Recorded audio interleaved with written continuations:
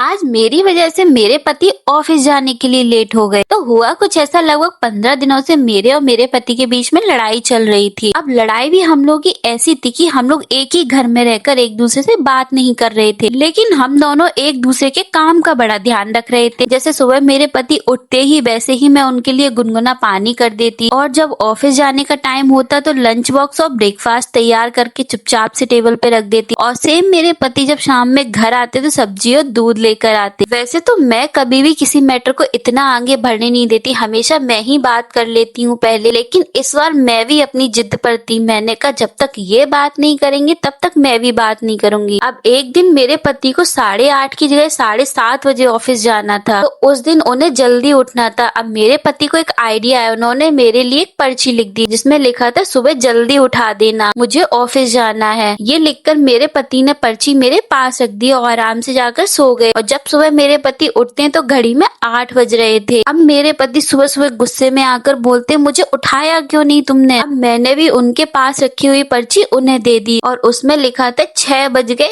उठ जाओ।